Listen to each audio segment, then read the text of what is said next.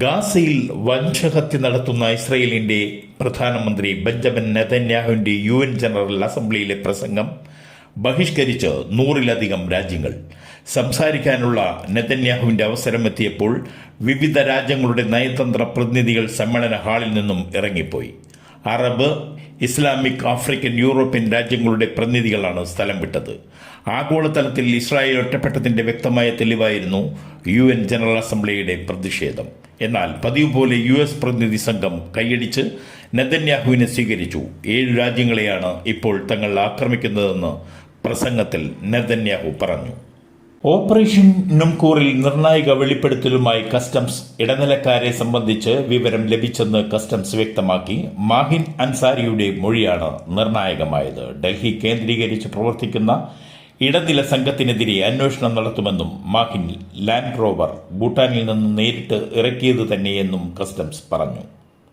ശനിയാഴ്ച ഡൽഹി ജയ്പൂർ എക്സ്പ്രസ് വേയിൽ താർ വാഹനം നിയന്ത്രണം വിട്ട് ഡിവൈഡറിൽ ഇടിച്ച് 5 പേർ മരിക്കുകയും 3 പേർക്ക് പരിക്കേൽക്കുകയും ചെയ്തു. മരിച്ചവരിൽ 3 സ്ത്രീകളും ഉൾപ്പെടുന്നു. ഒരാൾക്ക് പരിക്കേറ്റു.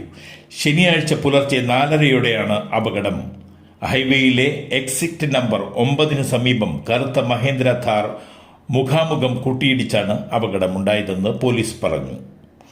3 സ്ത്രീകളും 3 പുരുഷന്മാരുമാണ് വാഹനത്തിൽ ഉണ്ടായിരുന്നത്. 4 പേർ സംഭവ സ്ഥലത്ത് തന്നെ മരിച്ചു. ഓപ്പറേഷൻ നുംകോറിന്റെ ഭാഗമായി കസ്റ്റംസ് പിടിച്ചെടുത്ത ലാൻഡ് റോവർ വാഹനം വിട്ടുകിട്ടണമെന്നാവശ്യപ്പെട്ട് നടൻ ദുൽഖർ സൽമാൻ കേരള ഹൈക്കോടതിയെ സമീപിച്ചു. കസ്റ്റംസ് നടപടി ചോദ്യം ചെയ്തുകൊണ്ടുള്ള ഹർജിയിലാണ് അദ്ദേഹം കോടതിയെ സമീപിച്ചത്.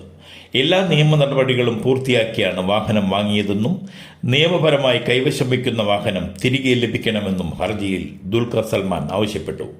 കസ്റ്റംസ് ഉദ്യോഗസ്ഥരുടെ നടപടിക്രമങ്ങളെയും ഹർജിയിൽ ചോദ്യം ചെയ്യുന്നുണ്ട്.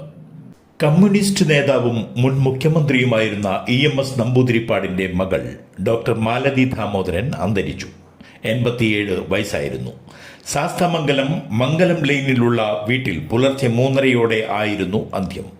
വാർദ്ധക്യ സഹജമായ അസുഖങ്ങളെ തുടർന്ന് ചികിത്സയിലായിരുന്നു. EM Radha, EM Sreedharan, EM Sasi എന്നിവർ സഹോദരങ്ങളാണ്.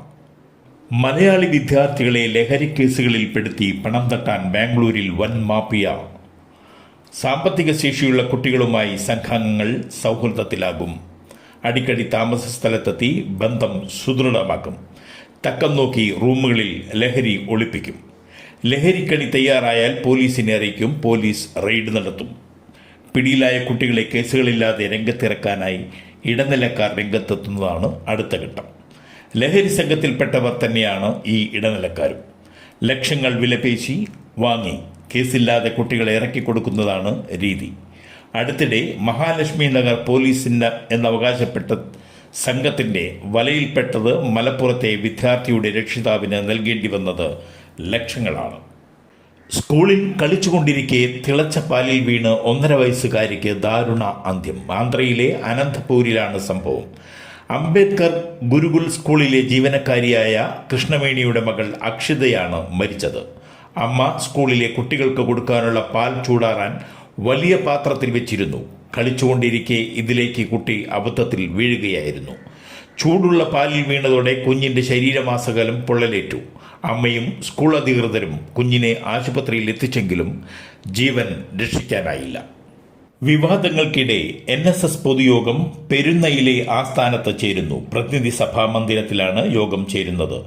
നായർ സർവീസ് സൊസൈറ്റിയുടെ വരവ് ചെലവ് കണക്കും ഇൻകം ആൻഡ് എക്സ്പെൻഡിച്ചർ സ്റ്റേറ്റ്മെന്റും അംഗീകരിക്കുന്നതടക്കമുള്ള പൊതുയോഗമാണ് ഇന്ന് നടക്കുന്നത്.